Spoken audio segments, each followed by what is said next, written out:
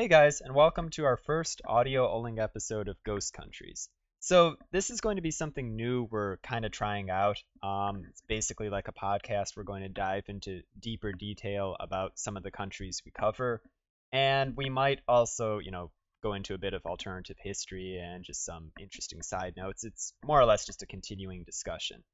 And yeah, but I won't be alone in this. I'm joined by my co-host over in Germany, Manuel. Hey guys, hope you enjoy our new audio only videos. We Yeah, will try our best. Yeah, no, Interesting. definitely, Also. definitely. And just a quick heads up with scheduling. So we're going to be incorporating these audio only episodes for the next couple of months, seeing what you guys think, in addition to, of course, our regular videos. We also have some mini episodes and stuff, and we might swap those out for the audio ones every so often. It's just trying out a few different types of content on the channel in addition to our regular videos and going from there. So we'll see what you guys like. But today, we're talking about Green Ukraine and the Far Eastern Republic. So, the Russian Civil War was well, really, it was a watershed moment in Russian history. This could have gone a lot of different ways. Obviously, you had the Reds, the Bolsheviks, and you had the Whites, which were a umbrella group of just anti-Bolsheviks, ranging from, uh, liberals and socialists to ultra nationalists and monarchists. So it was just a big tent, a collection of groups opposed to the Bolsheviks, the Reds in the country during the Civil War. And of course, you had other factions like the Greens and some localized groups as well. And during this chaos, you had Green Ukraine and the Far Eastern Republic pop up. Now, it was for different reasons, of course. You had the Far Eastern Republic was basically a buffer state that was allowed by Moscow to stop a conflict potentially between the various foreign intervention forces, most notably the Japanese. And Green Ukraine was more of a somewhat legitimate effort to create a independent state in the Far East. But the point being is this was a very, very fluid situation. Many pieces were in movement, and things could have gone a number of ways. Wouldn't you agree, Manuel? Yeah, definitely. If I just take a look, for example, at the Russian Civil War, I think actually the whites on paper were superior to the Bolsheviks. And yeah, if there would have been more unity and not these internal divisions, then who knows? Maybe the whites would have even won.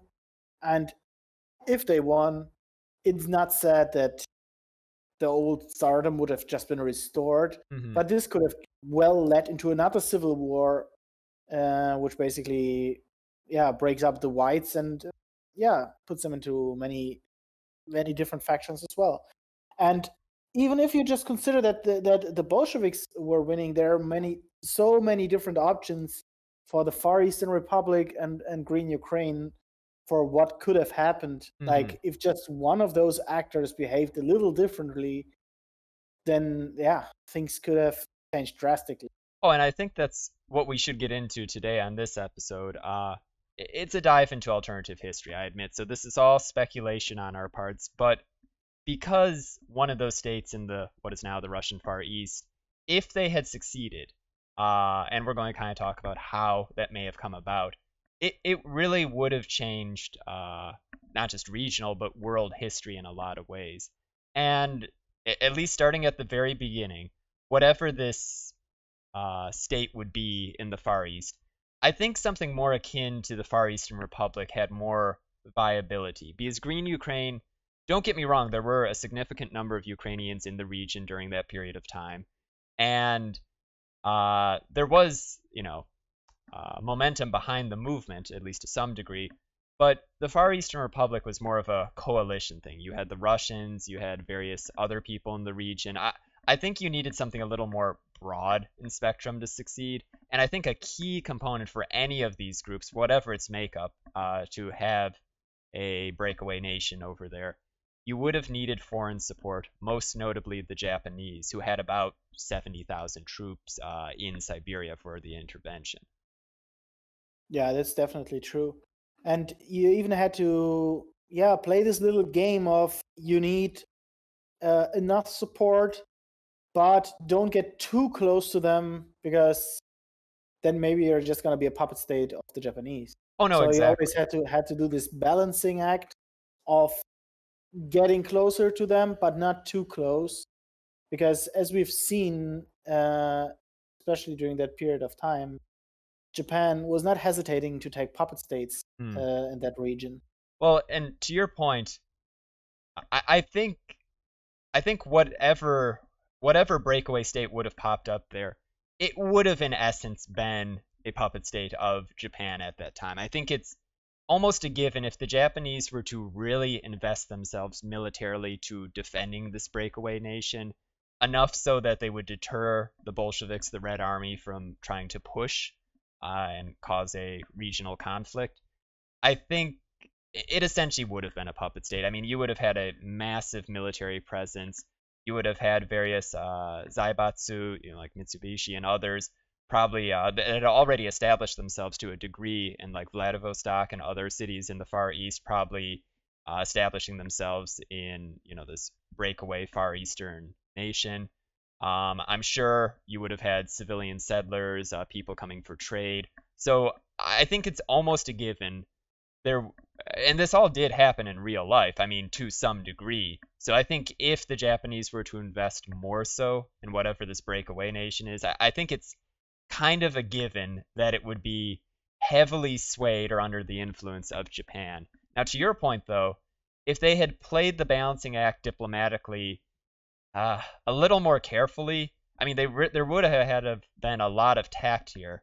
They could have possibly gotten American support as well. So it might have not been just full on Japanese influence, but I still think it would have been majority Japanese influence, whatever this breakaway state would be. Yeah, that's true. I mean, but like for example, if you have American support at that time, the question is if America would have been willing to get into conflict with Exactly. either Russia or Japan during that time. Hmm. So basically, for balancing it more out, you would have needed the support as well of maybe France or Great Britain. Oh no, Um, exactly. But I think to pick up on that, you saw how the various Western nations acted during the intervention in Russia, and they were willing to be involved to a degree, but I think it was to a degree. So I don't think there would have been. I think Japan would have been the more powerful player here because I don't think America or the various European nations would have been willing to uh, really, pick up the slack with whatever this breakaway nation is in the Far East. I think if anyone would have done that, in my opinion at least, it would have been the Japanese. yeah, agreed. And I guess if that were to happen, then, like we both kind of have said, this in many ways would have been a puppet state. It would have been an area where the Japanese military could kind of establish itself to a degree. There would have been economic and various movement of people, but there would have been a puppet regime of sorts composed of the people in that region. And it's just kind of interesting to think, though, if Russia at that time, or the Soviets, Bolsheviks, had decided, I don't think they would have given complete diplomatic recognition to this breakaway state, but I do think they could have come to like a stalemate where we're not going to push it right now because we don't want a full-on conflict with the Japanese in that part of, the Far East. So it's what would happen during that period of time. I think, in my opinion, it would be very similar to what we've kind of already said. The Japanese would have established themselves more so, but in economically, militarily, even politically and diplomatically. But that wasn't the only region they were doing stuff in. Obviously, the Japanese were on the move throughout the whole of Asia, the Asia Pacific at that time. So it would have changed things to a degree because I think you would have seen like a reorientation to Northeast Asia in some ways, but I don't think it would have changed the dynamic completely from how history more or less went. Yeah, yeah, that's true. Like a big factor which is important here is of course the outcome of the civil war. I mean, like we Hmm. were right now talking about the Soviets were winning, and yeah, that plays a very important role because I think the whites would have behaved differently in many ways, or Hmm. or maybe, as we said before, maybe there would have been another civil war, which would have basically led to breakup of the entire Russian state. Mm. Um, Well, yeah, so I think the outcome, how it actually was, yeah, was the most probable. Um, but that does I bring mean, up it makes something sense. interesting. I mean, I don't want to cut you off, but you do bring up an interesting point. It's the whites obviously held sway to a degree in Siberia, but when you look at the Far Eastern Republic and Green Ukraine, these movements were kind of, I mean, they were connected to some degree, but they were not, full on in support of the white movement, and especially with the Far Eastern Republic. And the whites, while they did have control of certain areas and they did hold sway in certain varying degrees, it was really a strange coalition. So I don't know.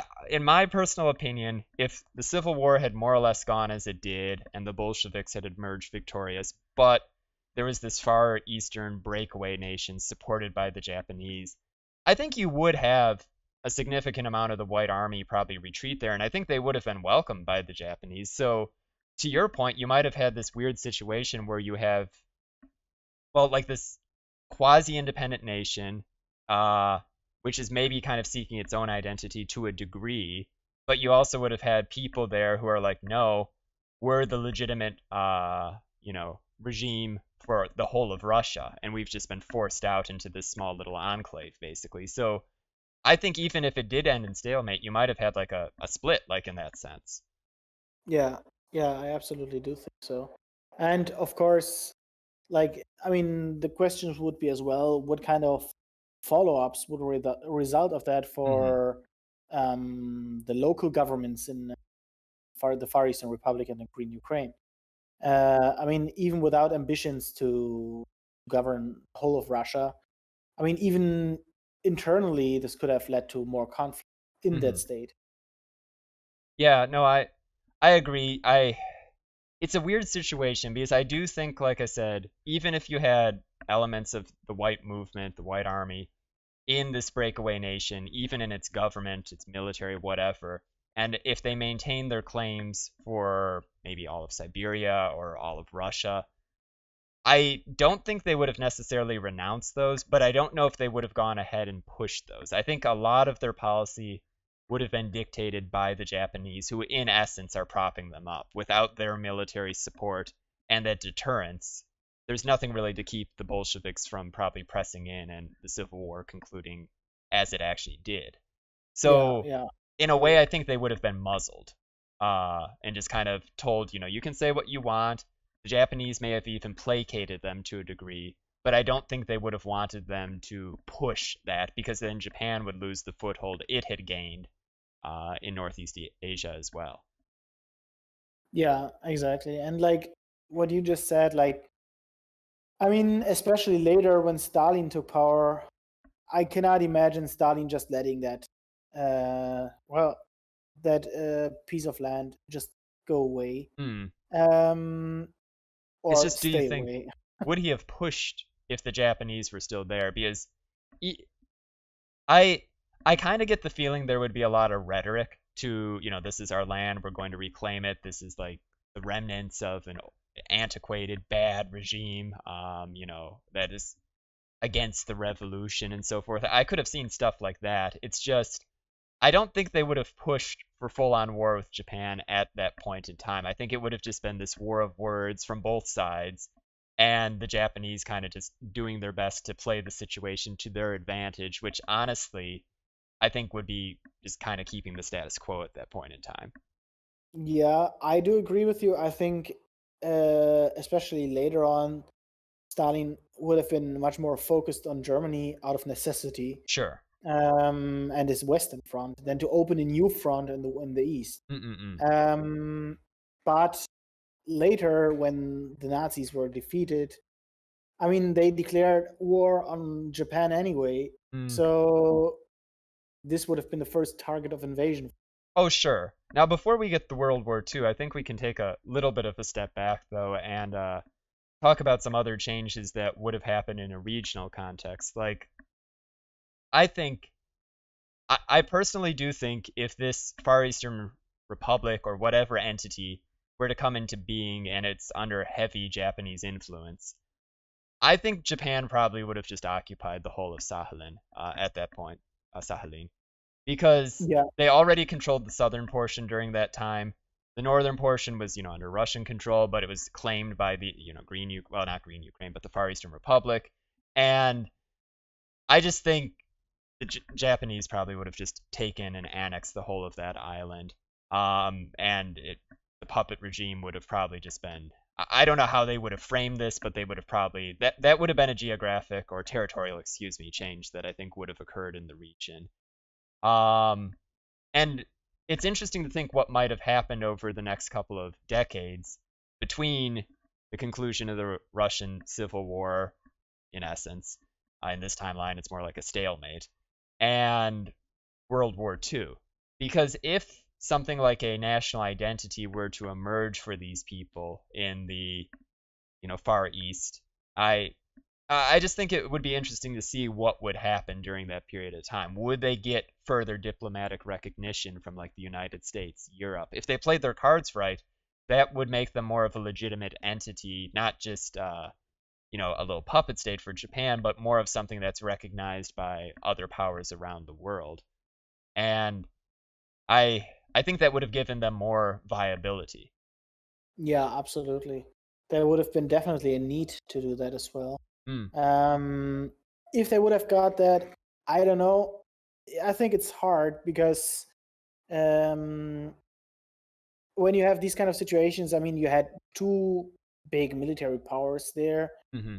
um, Japan emerging and Russia. Well, Russia was actually since the last, yeah, couple of 100 years military power. So I think I can imagine at least that many Western nations would have, yeah, been a bit afraid of getting into that situation there by recognizing them or giving them support. On the True. other hand, you could as well argue that's, of course, a way how states do that if they want to strengthen independence movements or weaken big and solid countries like Russia or Japan. True. But I don't think they would have given them full recognition because they would have been dragged into this whole conflict, and I think there was no interest to be in.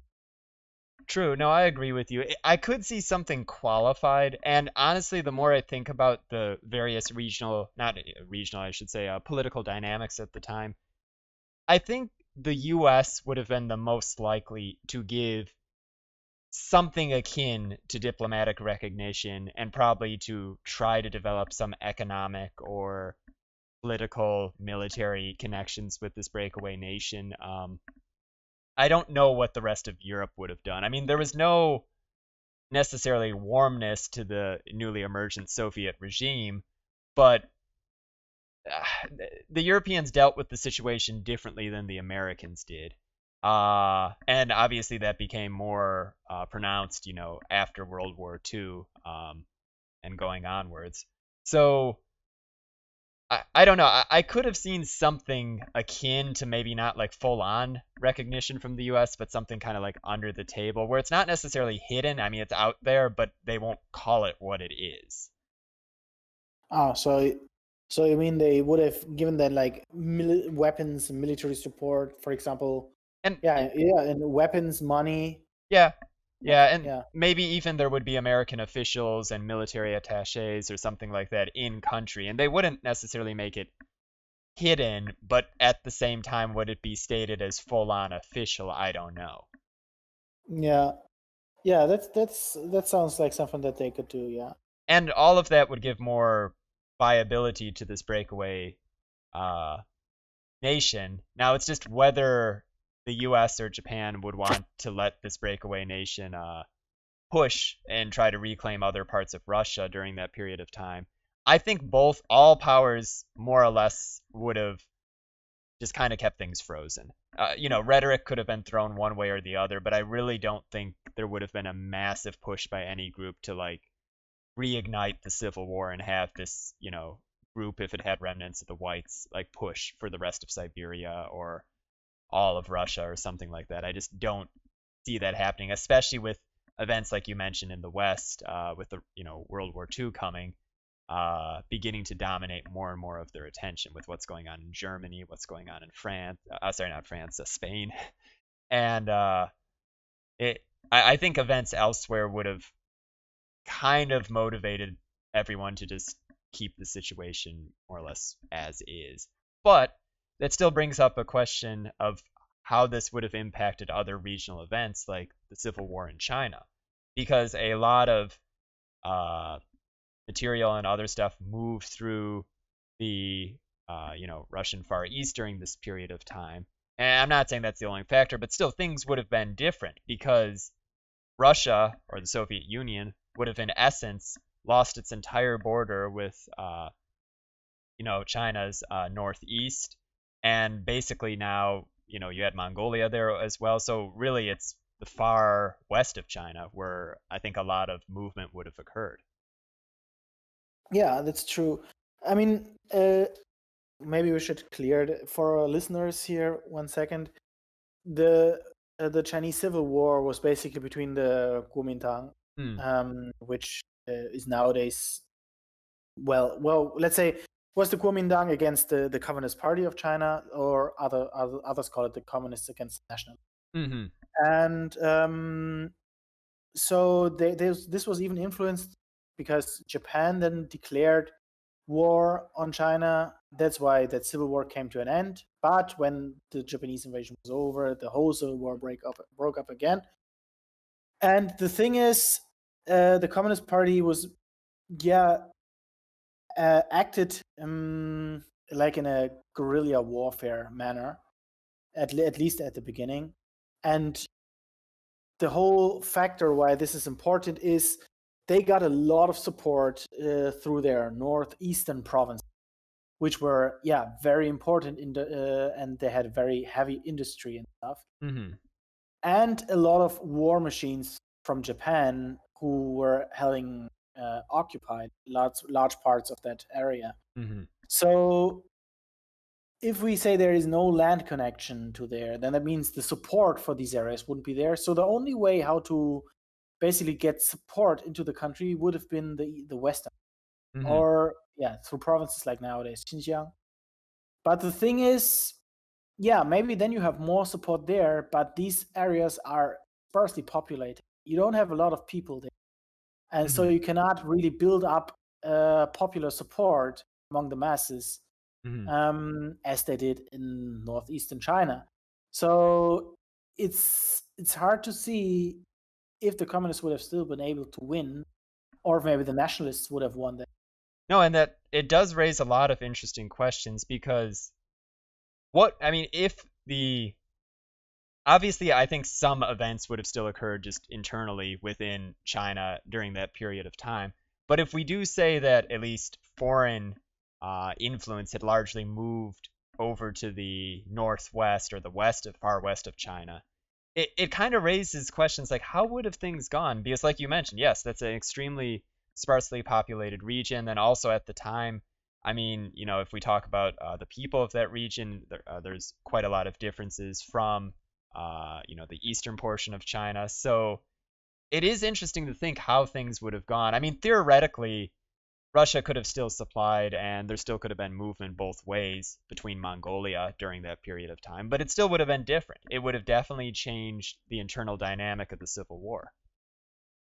Yeah, absolutely. So yeah, I mean, later probably, let's say if the thing stayed as we thought it did, Hmm. then there would have been anyway a war with Japan, and I think then they wouldn't have cared about borders Mm-hmm. too much. Um, and there, of course, it depends where the Far Eastern Republic and Green Ukraine. But Yeah. I cannot imagine, to be honest, that the Soviet Union at that moment says, "Oh, wait, what? You're an independent state who's leaning towards Japan. Ah, we don't attack." But that I think they would have attacked them anyway No, if they I, were I standing in the do way. I do completely agree with you there. When World War II got into its later stages and the Soviet Union, made its push on Japan, yeah, they would have definitely moved in for whatever this independent state is, the Far Eastern state. But it does raise, and this is an issue with alternative history because it raises so many other questions. It's like, if this changed, what about this? And I mean, Yeah, it yeah. can just go on forever with alternative scenarios. But I do think what has to be said is, would Japan have changed its focus a bit in World War II? I mean, if they had a pretty well established foothold in Northeast Asia, I mean, they already have, as we said, Manchuria, but, and, at the time, Korea, some parts, other parts of China, mainly more in the northeast section. But if they also had this far eastern state in what is, Russia's Far East today, would they have looked at events differently? Because there was a lot of internal politics going on prior to, the legit outbreak of World War II, which brought the United States in and all that other stuff. But what I was trying to say is there were differences of opinions over where Japan should focus its military energies. And there were quite a few who saw the Soviet Union as the natural enemy of Japan. And if they had this stronger, well established military foothold, I'm just beginning to think maybe, I mean, I do think things would have played out as they did in certain parts of the Asia Pacific.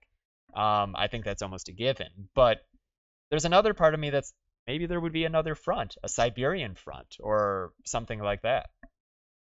To be honest, I think if if that would have happened, like let's say a war with the Soviet Union Hmm. prematurely, I think uh, that the Soviet Union would have, because Oh, sorry, you you cut had for a the second. Nazis. What? You cut out for a second. What did you say? Oh, sorry.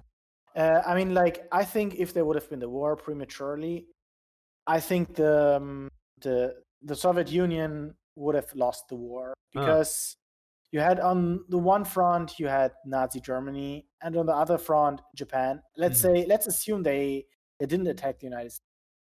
So yeah, I think then there would have been attack from two sides, and I cannot imagine the Soviet Union handling a two-front war with two military superpowers Mhm. if no other country came to help. Well, yeah. Um, Yeah. yeah, so this could have been possible, of course. And thinking back of what happened later on, I mean, it's always easy to sit there later and say, "Oh, you see, if they would have done like this, they would have won," because it's obvious.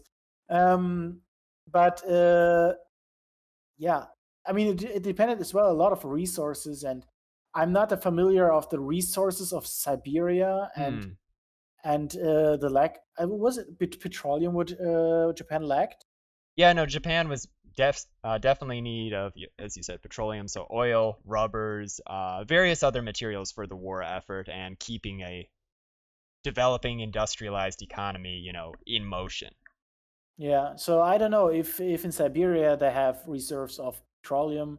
If yes, this would have been definitely um, a good way to, yeah, deal with that situation.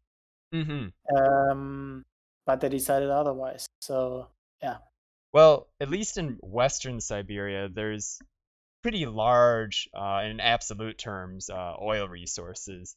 And it comes down to whose voice would have won the day, I think, in Tokyo at that time.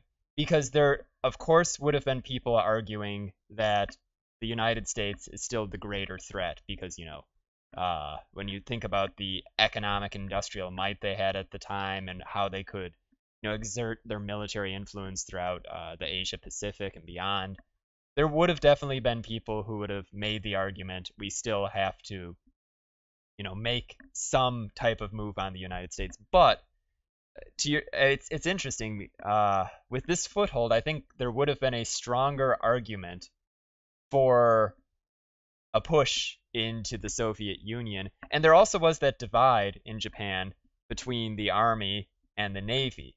And this would have been interesting because the military was the army was the one that agitated for a lot of, decisions to be made during prior to the war and then during the war itself. And I think because the army would have been the ones, well, the navy would have been involved as well, of course, but the army would have definitely had the larger presence in this far eastern breakaway state. I don't know. It's really interesting to think about that, but I could envision a path where events played roughly similar to how they did in the Asia Pacific, but Japan may have made a different strategic calculation and decided to push on the Soviet Union at that time and occupy a very large chunk of Siberia and the Russian Far East. And that would have completely changed the outcome of World War II, especially if they did not move on the United States. And who knows, if they had played their cards differently in certain parts of Asia, if they had made more of a focus on the Soviet Union, and like you said, if the Nazis still moved ahead with their plan in Europe and eventually launched their invasion of the Soviet Union, this could have been disastrous for Russia or the Soviet Union. Maybe you should say lucky they didn't decide that. Yeah, no, this would have drastically altered history. Yeah, Um, I still and probably think, probably even for the worse. yeah, no, I agree. And I still think, though, I do think if we're going down this rabbit hole, the US would have gotten involved eventually. It may have been Oling in the European front for a time, but I do think, unless Japan really was playing this, you know, on a very cautionary note, I think eventually we would have seen war in both theaters eventually, European and Asia Pacific. So, Well, let's say I mean if Japan really did that, I can perfectly imagine that they come to alliance with Nazi Germany much earlier, hmm, which basically includes whoever attacks us attacks the other one. So that means if the US then still got involved in the European theater, then automatically they would be dragged into the conflict in Asia. yeah, yeah. Um, So the question is events, oh, go. if they would have been still willing to do that, knowing that it's not only Nazi Germany but Japan at the same time who they get Hmm. involved.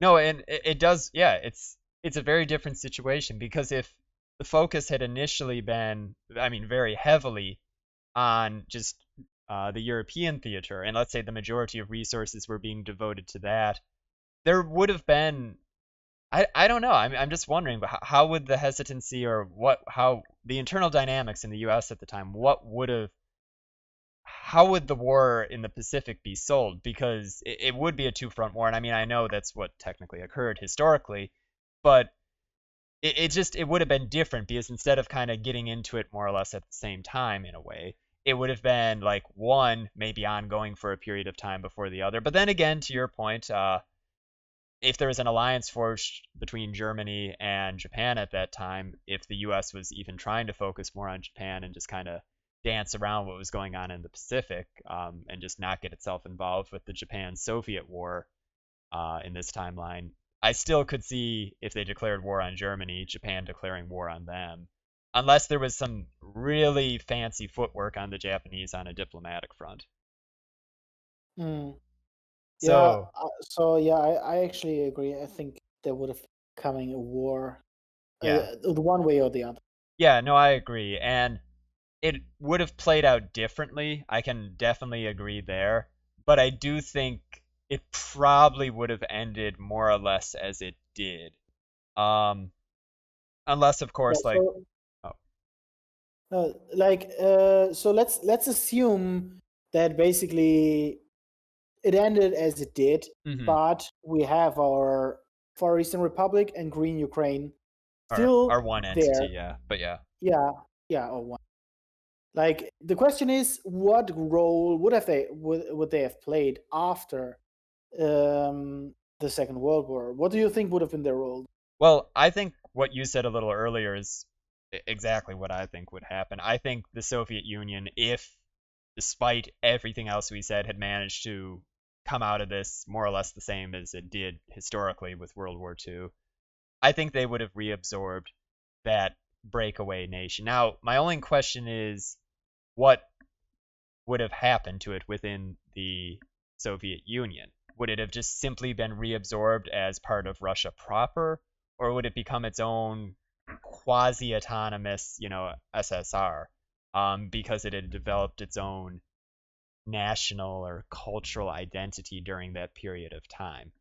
And I think there is an argument that it could have been brought in, but been allowed some status within the Soviet Union. Am I saying that means Moscow is going to let it do its own thing? No, but I'm saying it could have kept some identity even while being absorbed. I think, at least, I think there's a possibility. And even if they didn't allow that, it depends on how things went during that period of time, because like if this true national consciousness had developed, um fast forward, and I don't want to skip ahead in history because there's still more things to talk about, but when we do fast forward to the breakup of the Soviet Union, would there have been agitation for this once somewhat autonomous, quasi-autonomous but officially uh nation to reemerge? And I think there might have been a legit movement to regain independence after that period of time in the 90s. But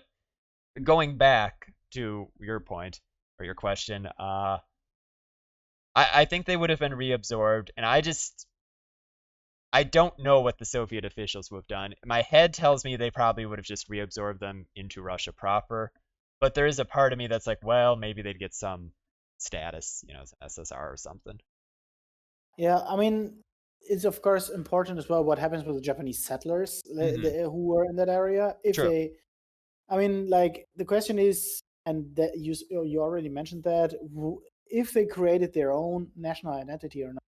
Because if they did create a national identity strong enough, then there could have been some possibility that they maintain some kind of uh, autonomy. Hmm. But if it didn't, then yeah, I don't see why the Soviet Union should leave a possible point of, let's say, weakness in that area that the United States in the Cold War could influence. Hmm. Because that's of course always like, I mean, when the Second World War was ending, the writing was on the wall that there is going to be a conflict between the Soviet Union and the USA. Um, so to prevent basically some influence operation, I think they would have just integrated them fully into the Soviet Union. No, I tend to agree. And I also do have to bring up the question, since you said it. The people in this far eastern nation, what would have happened? Because think about it, like we described, you would have had people who had fought on the for the white army in here, probably in the government still, or the military or something like that. You would have had separatists who broke away during the Russian Civil War. You would have probably had Japanese settlers. So it's like you would have had a lot of people I don't think the Soviet regime would have been very friendly towards at that point in time. Would they have just stayed? Would there have been a, internal purge and something like that? I mean, obviously they would have purged them and, put Soviet officials in place. But I'm saying, what would have happened to those people? Would they have simply stayed, or would they have made a retreat? Maybe retreated to Japan itself, or I don't know. It opens up a very strange question. And the Civil War, of course, was still ongoing in China at that point in time. And Soviet officials moved into various parts. Soviet army military moved into various parts of China for a period of time. It's like it opens up a lot of questions, but it would be a very messy situation, I think. Yeah, that will be either either way a very messy situation, We as it could, already was. no, of course, but we could see something maybe akin to what happened to East Prussia with Germany. Because that was, a legitimate part of Germany.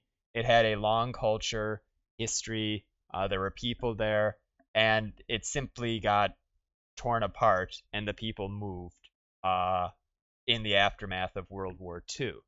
And I do think you could have seen something like that happen with this breakaway state as well, where it's just for a whole host of reasons, but the big ones you mentioned, like it had been a sore spot for the Soviets for a much longer time than even East Prussia had been, because this had been from the Civil War period, and it had Japanese support. You had people who had been part of the white movement. I think if it were to be reabsorbed, the more I actually think about this, it probably would have been just simply erased off the map. It would have been part of Russia.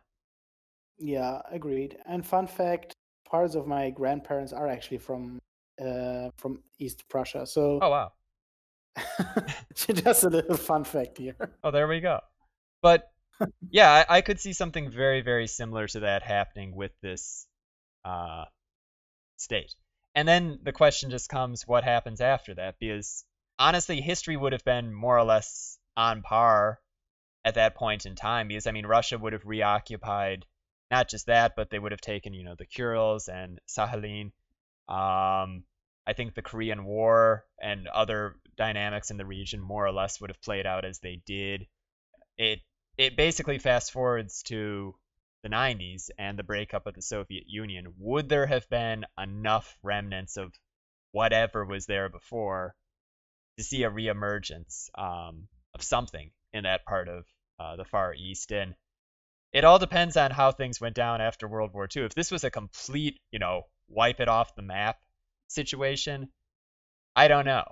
But if enough of those people had retained, the memories of their independence, and if there had been that development of national identity or consciousness, I could see agitation for independence again, or at least autonomy or something.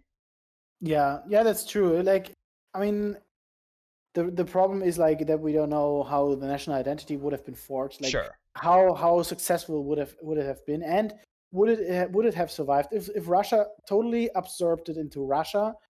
I mean, the Soviet Union before, then I don't think so. If it would have stayed a special administrative region, Hmm. then there would be some possibility to, because they kept their own national identities and stuff. And who knows, like how in those years when they were independent, how things would have played out inside uh, this country. I think So we. Oh, go yeah, on. Oh, sorry. No, I was just going to say, I think we can take a little bit of a guess for that because let's look at what the Japanese did with Manchuria. And while they did have a puppet regime there, and they did, to a degree, try to foster, I guess you could say, some type of identity for that state, uh, it wasn't anything really overt. I mean, they didn't really push it that hard because it was mainly more what they could get out of it. And I think that would have been probably similar to what would have occurred with this Far Eastern uh, state. The only difference I could see is that there was a legitimate separatist movement there before the Japanese involved themselves in the Russian Far East, I mean. So that may have been like the extra impetus to lead to something more like a national identity versus what occurred in Manchuria. So I think it's a similar dynamic, a similar chord, if that makes sense, but it's not exactly the same. I don't think the Japanese would have done much to foster anything. They would have just been looking at what they could get out of it. But if those separatists had seized on this opportunity and really worked within the framework set up by Japan to build something in terms of a national identity, a legitimate full-fledged country, even while it was still limited by Japan, I think things could have been different, but there's definitely a lot they would have to go up against. I see it as, an uphill battle. yeah, yeah, I agree. And I think the points that you just mentioned seems reasonable. Hmm. And so in the end, I kind of think it's very unlikely there would have been a reemergence of some country in the Russian Far East. It's not impossible. I could see it, and depending on how it all just depends on what happened during those, years after the Russian Civil War and before World War II. If they had played their cards right, I could see something reemerging. And then if it did reemerge, it's in a very interesting part of the world. It's like a crossroads of, well, you've got Russia, you've got Japan, you've got the United States, you've got China. Um, it would have been a very interesting situation. And theoretically, they could have even regained control of, Sakhalin. So it would be a country that straddles a lot of major powers, economic powers, militaries. It would have changed regional dynamics for sure, but not. I don't think it would have upset the world order in that, or the regional order in that part of the world. Yeah, I definitely agree. And they always have to dance around between those balancing acts between the superpowers to make sure that nobody is too close to them or too far. Hmm. Um, but definitely there would have been a possibility.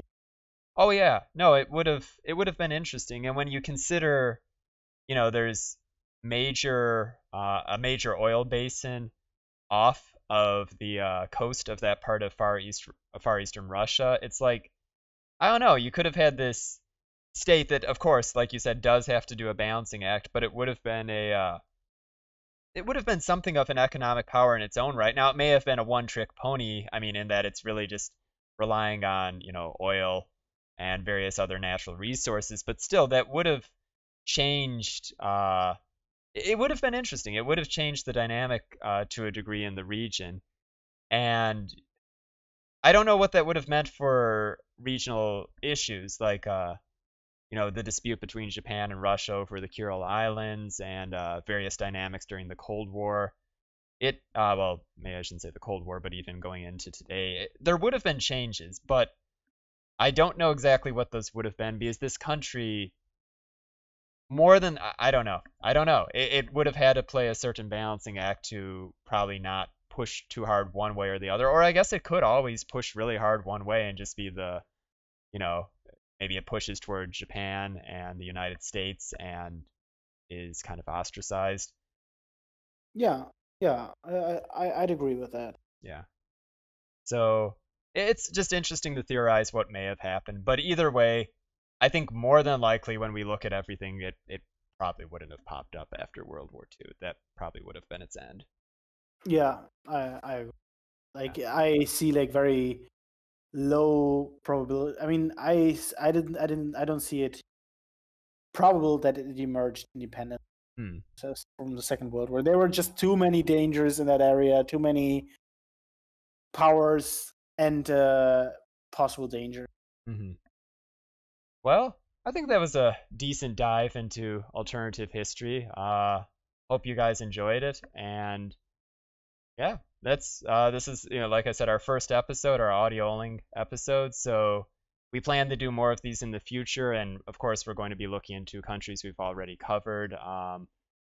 And yeah, just let us know what you think. Let us know your opinion. What do you think could have happened? Do you think whatever the Far Eastern country had been, do you think it could have achieved its independence? Do you think we're wrong?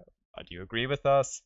Do you Or see it? did we maybe leave something out which was important in your opinion? Of course, yeah. No, anything. Just let us know your thoughts on this subject. And, we hope to see you guys again next time. And, thanks again for listening to our audio only episode and watching the videos on our channel. If you haven't done so, please like and subscribe. And I guess we'll see you again next time. Okay, see you again, guys. Bye.